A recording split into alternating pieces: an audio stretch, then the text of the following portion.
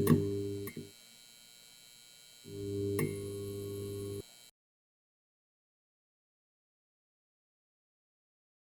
guys, Stockaholics, thank you guys for being here today. I wanted to make a video today talking a little bit about shipping cycles. Now you guys know I follow tankers the closest in terms of shipping segments. So a lot of the lens that we'll be looking at today in terms of shipping cycles will be through the lens of oil tankers. But when I was trying to research this topic, I was actually surprised on how difficult this information is to come across. If you go to YouTube, you can catch glimpses of this kind of idea. You can listen to different oil tankers CEOs or shipping CEOs or whoever, shipping analysts, and they all seem to kind of grasp this idea. But to an actual in-depth analysis of shipping cycles, I found it didn't exist. You look in, if you search for this on YouTube, you can find the concept of like business cycles, and you can also find the dynamics of the shipping industry and how the shipping industry works. But you don't really see a combination of those two kinds of ideas and how the business cycles and the dynamics of the shipping cycles kind of interact. So I kind of wanted to make a video on that, on some content I couldn't find anywhere. So you guys are probably seeing some of this. Let me know if you've seen something like this before. This will probably be one of the first videos on this on YouTube. All right, so as many of you guys may know, I'm a teacher by profession. However, I'm on summer break, so I have a little more time than usual to kind of muse through different things. So I've been trying to find academic kind of information on shipping cycles. And one of the books that I found was this one on Amazon called Maritime Economics. And like I mentioned, this kinds of concepts are really, material is really sparse and sparing, and it's difficult to come across. But this is one of those books that really breaks down all the dynamics you see in the shipping industry and goes through it through a historical kind of lens. So this is Maritime Economics. So a lot of the information I am presenting in this video is going to come from this book by Martin Stopford in the 3rd edition. By the way, that was the last edition of this book, and it was published, I believe, in 2008, 2009. So it goes through all of the shipping cycles until the last real big one that we saw from about 2003 to 2008. All right, so the things I'm going to be talking about in this video are long and short cycles in shipping. There's two kinds. I'll go over those two kinds in this video. The second thing I'll talk about is a history on tankers in their short cycles since the 1940s. So tankers didn't always exist. They were an invention at some point, and their first life cycles began around that time. The third, I'll be talking about, this wasn't from the book, but something I've been thinking about lately, and it's how I think some of this thing that we've seen in the last 30 or so years with the public listing of all of these shipping companies, how I think it could be affecting some of these historical cycles differently compared to in the past. And there's some other things I'll add on how I kind of see some things, how I maybe reevaluate some things on tankers. And I'll also share somebody that I follow, Cuppy, who briefly mentions his position on tankers, and it's one that I also agree with. All right, so there's two kinds of cycles in shipping.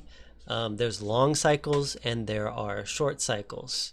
We're going to mostly be talking about short cycles in this video, but I thought long cycles might be worth mentioning anyway, in case there are some secular changes that you think that could be happening in the world. So long cycles in shipping have historically been driven by technology. So once upon a time, there were kind of sailboats or sail ships. I'm not sure what the cargo version of that would be called, but there were shipping cargo vessels that were powered mostly by wind, right? And they would sail around the world, and there was a tremendous amount of them, right? But eventually there was a new technology that came along that made this, it made it less economical, like the steam engine, right? So eventually there were these steamboats that started shipping around the world. And these became much more efficient than traditional sailboats. So what that happened is that caused a secular change.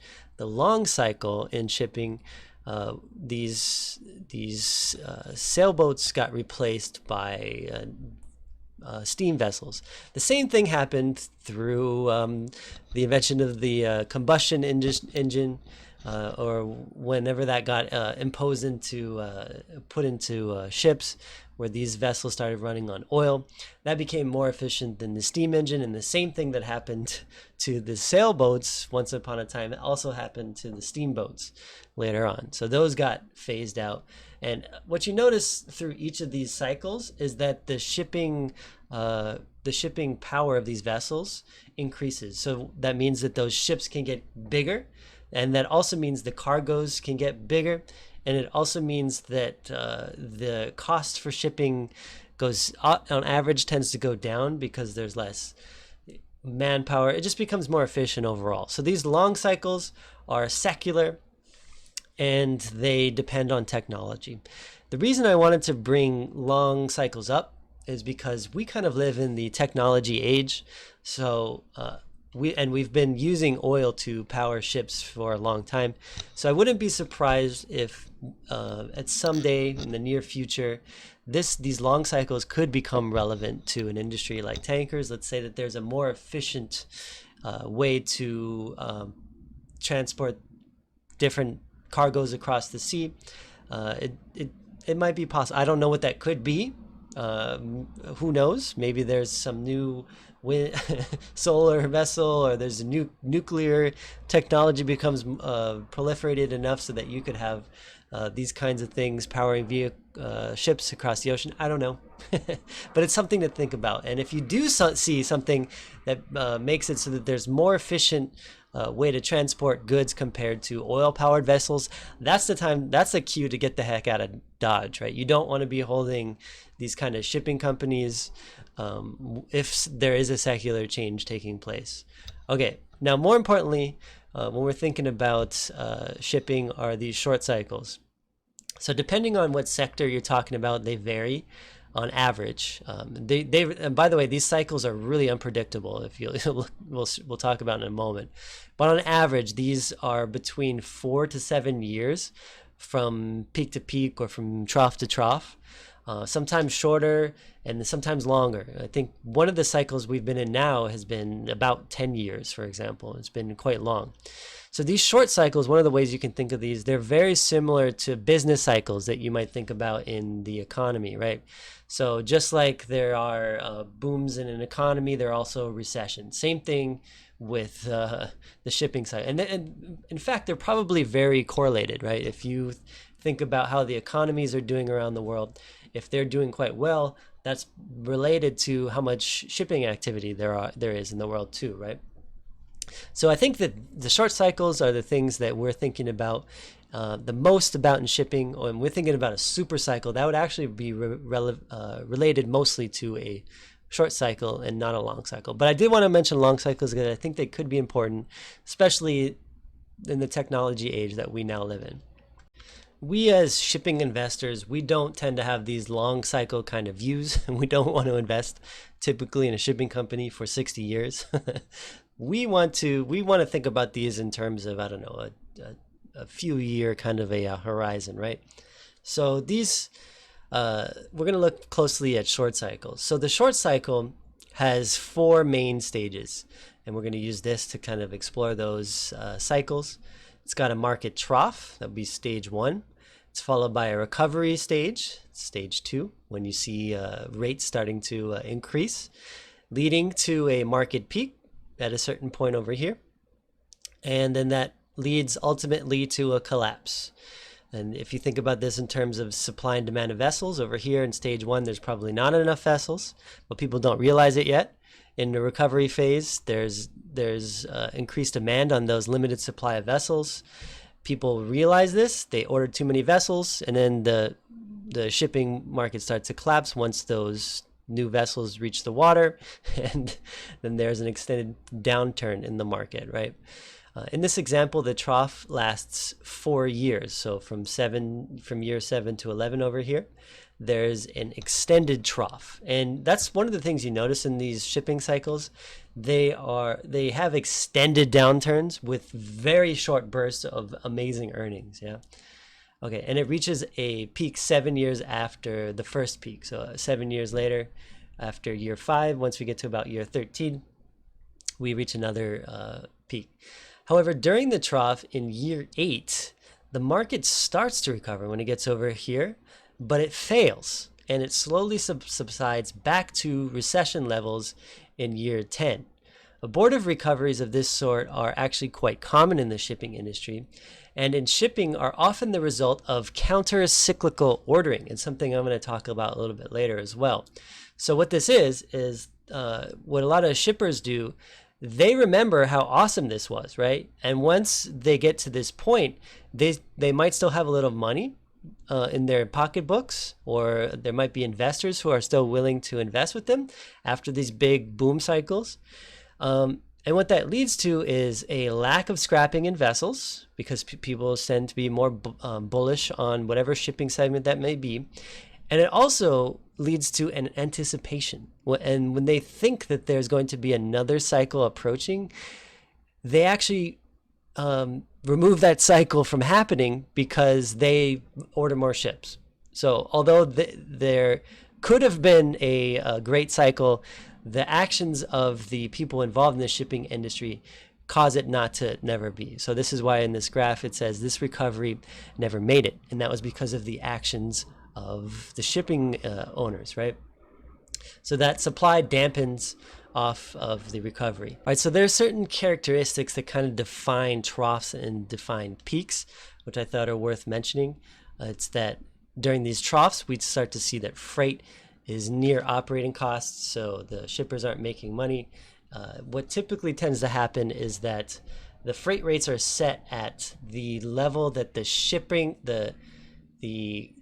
weakest companies can break even at. So let's say shipping company XYZ, they can transport that good from point A to point B for $8,000.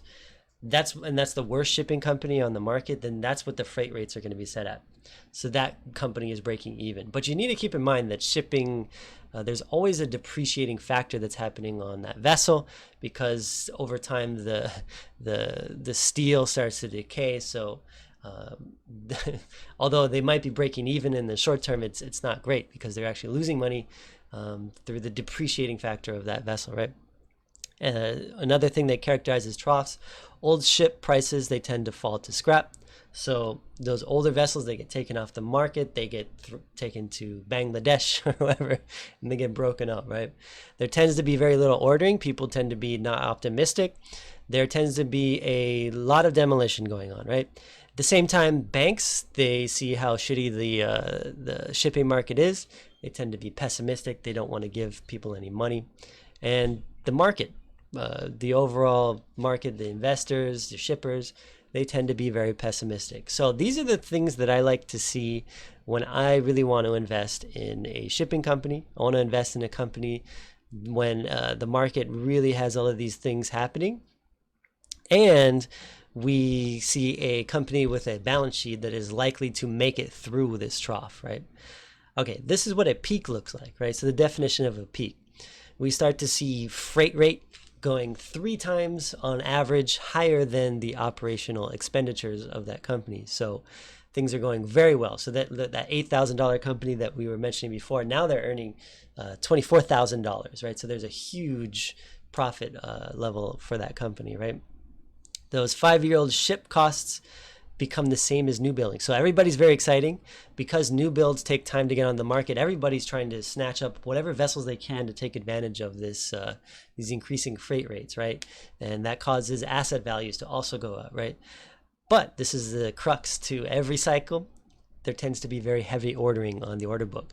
So because there's so much demand, people see how great freight rates are. People want to order more and more ships. At the same time, nobody wants to scrap ships because they're earning so much money. Why would you scrap a vessel if you can make, you can in 1 year's time pay off the entire vessel with the freight rates, right? There tends to be Yeah, and at the same time, banks are very excited to lend. They see how much money the shipping industry is making. They say, "Oh, great! You want a loan to go buy some new ships? Here you go." Ultimately, what they do is every time they do this, though, they end up kicking themselves because they don't understand the shipping industry well enough to understand these booms and bust cycles, right? Number 6, market sentiment is implausibly positive. If we're thinking about it in terms of the modern age, there'll be segments on CNBC, on mainstream media outlets saying how great an investment, how much money the shipping industry is making during that time. But stockaholics, we don't care about shipping. We care about oil tankers. Well, here you go. This is the oil tanker shipping market cycles from 1947 when they first started really hitting the market until approximately 2008. So, one of the things that I learned when I was looking at this, some of the things that I would probably interpret to be extrinsic events in some of my other videos are probably what characterize some of these cycles. So to kind of give you put that in mind, one of the things I tend to think about is how supply and demand are matching each other or reaching each other in tankers. But what you look at when you look at some of historical events is that that's not really how shipping has worked historically. There's always something that comes along that seems to just blow everything out of the water. Okay, so let's take a look. So in 1947, we start to have some tanker activity. And there was a big old spike here, and this is also one of the things that characterizes tankers, which makes me more excited about them compared to some of the other segments. They're incredibly spiky. They just go through these massive bursts and then massive declines. The other shipping segments, if we look at bulkers, we look at containers, there is a lot of spikes, but they're nowhere near the levels that they are in tankers. Now, I'm not sure why. I just know that it exists. But anyway, in 1950, we have the Korean War. Perhaps that led to one of these cycles here. And by the way, these are all some of the comments that you see from the guys who are tracking rates. So in 1951, one of the things they've been saying where there's high rates in all trades. In 1953 to 54, though, you would imagine that there was this trough. Too many ships were ordered, and it became uneconomical for small ships. One of the things that we saw recently, there was the container ship that was blocking the Suez Canal.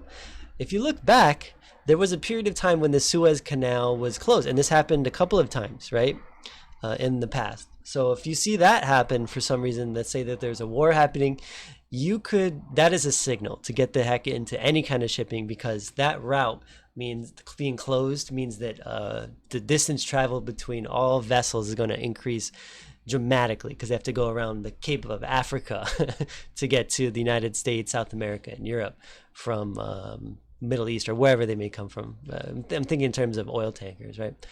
So 1956 was one of the most interesting years in tanker history, obviously, because it was a tremendous earnings season.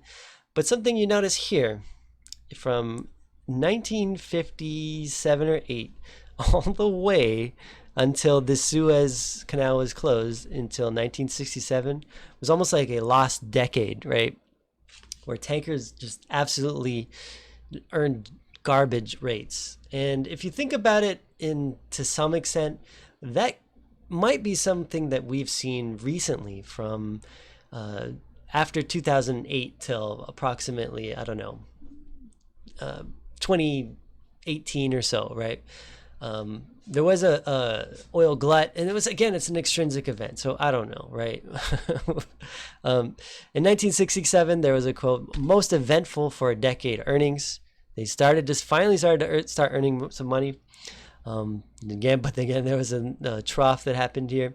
In 1970, there was a boom, collapsed. And then we started to see that there was an oil crisis in 1973. What led to, once that ended, there was an exciting market once all that oil started hitting the markets again. But at the same time, the Suez Canal opened in 1975, led to about 5 years where the tankers owned garbage rates again. And then there was the Iranian Revolution. And this is one of the things, if you listen to some tanker executives, I know Robert Bugbee, he talks a lot about war. If you see war happening, that is something that is very exciting for the oil tanker industry, especially in the Middle East. If you think about it, it makes sense because, you know, tankers to go into those war zones to collect oil, this is a tremendous risk. Many won't do it, and those that will are going to demand very high rates, right? And at the same time, other countries that can deliver that oil come from further and further areas in the world. Maybe Russia or the United States might export some of that to different parts in the world. Those distances that tankers have to deliver oil increase, right? So we saw that there was these wars over here, but 1981, 1983, not that great. 1988, start to see another, and again, you see these very tremendous, just huge volatile spikes within a very short period here, right? And then in 1990, there was that the United States, well, first Iraq invading Kuwait, and then there was Desert Storm. And if you look at oil prices and at the same time you look at tanker rates, they're tremendous at the time, right? And then there was a trough for a few years. In 1997, there was the Asia crisis. I'm not sure what that is. I'll have to go learn about that, whatever the Asia crisis is. In 1996, that peaked. And then we saw the tremendous dot-com boom, or whatever happened in 2000. Huge spike, one of the biggest spikes of all time, led to a recession. Again, this is the business cycles we're thinking about, right? There's a tremendous growth happening, and then at the same time, a tremendous fallout after that crash, right?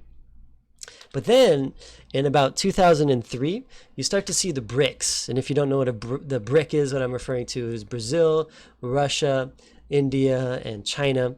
And what you see in these countries in the world, there is just an explosive growth. And what that means, this is why I talk so much about GDP growth in the world when I'm thinking about oil demand.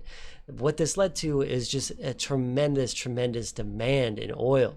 And these are what really characterizes a super cycle. And these are the kinds of things that I look for. Is not so much, and I could be wrong for thinking about it in this way, because if you look all of these events in the past, what's characterized these cycles are what I would define as extrinsic events.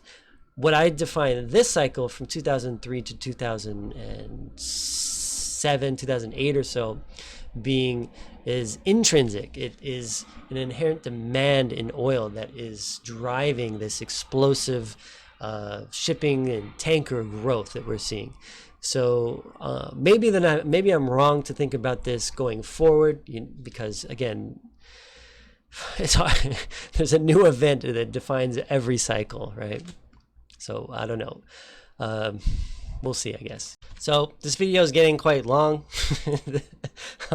I think we'll stop it here for tonight. I'm gonna take a rest, and then I'll finish this video tomorrow with the rest of some of the things that I wanted to show you guys, talking about shipping cycles. So be on the lookout for part 2 tomorrow.